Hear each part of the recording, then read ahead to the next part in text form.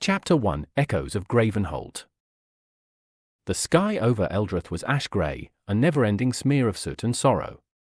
Wind whispered like old ghosts, carrying the scent of cinder and ruin. You stood at the edge of a crumbling ridge, your blade sheathed but always ready, eyes fixed on the blackened silhouette of Gravenholt Keep. Once a beacon of the Old Kingdom, its banners had long since burned away, leaving only scorched stone and whispered rumors. You were the Ashen Knight, once a royal guardian, now a cursed wanderer clad in rune-etched armor, its metal fused with scorch marks no smith could mend. Your name, long stripped from history, was spoken now only in hushed legends. Gravenholt, your sword, pulsed faintly at your hip, a constant reminder of the pact you never chose. In its steel slumbered voices of the damned, fragments of lost souls bound to your fate. At your side stood two unlikely allies. Nisara, a weird witch shaped by exile and arcane trials, her skin etched with sigils that shimmered like starlight beneath a storm. She spoke rarely, but when she did, the dead listened. Beside her, Thorn, the scavenger prince, adjusted his patchwork cloak. Half smile, half scowl, he had the heart of a gambler and the luck to match. A thief by trade, a rebel by circumstance. Nisara's eyes glowed pale violet as she surveyed the ruined keep. Something stirs in there.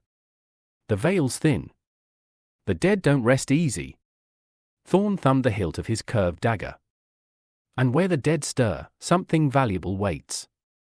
You said nothing. Words wouldn't stop what was coming. Shadows shifted. A patrol emerged from the shattered gates, ghouls wrapped in rusted plate and chain, their eyes lit with the sickly blue fire of necromancy.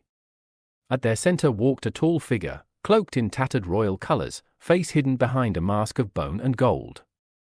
In one hand, he carried a staff crowned with a burning skull. His presence warped the air. Nisara's breath caught. A gravebinder. The ghouls marched in silence toward the keep's depths.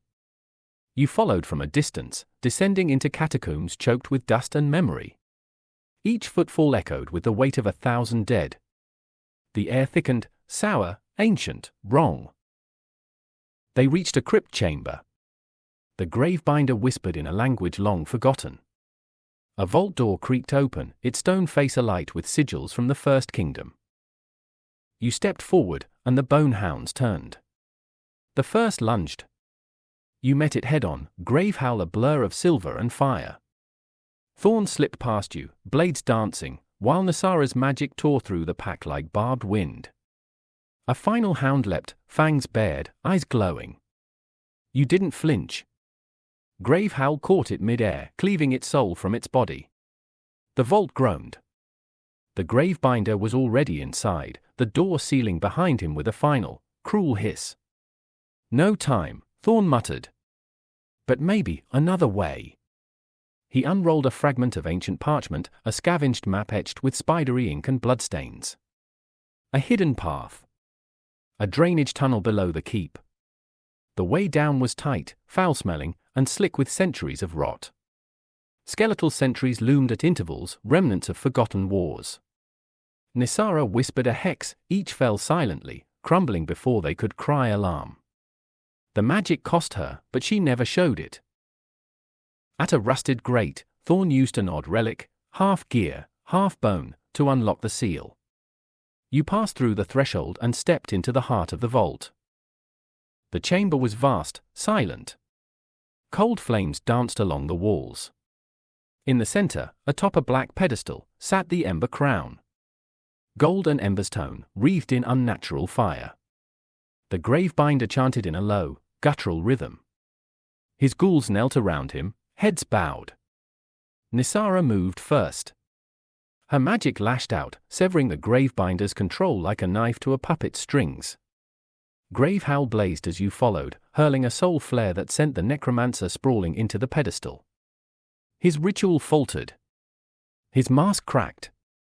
He rose, robes tattered, shadows bleeding from his eyes. You didn't hesitate. You lunged, not to strike, but to seize the crown. It pulsed in your hand, heatless, weightless. Then it flickered. An illusion. Nisara's voice cut through the silence. It's a decoy.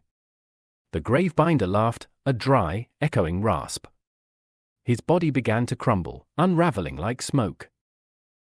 The true Ember Crown burns atop the Temple of Cinders, he said, voice scattering with his ash. Guarded by something far worse than me. The false crown dissolved in your palm. Thorn picked up the staff, its skull still smoldering. He turned it in his hand, frowning.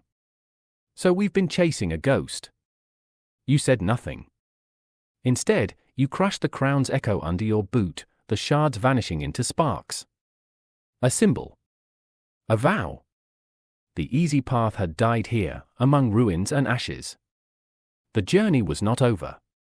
It had only just begun. And the road to the Temple of Cinders awaited.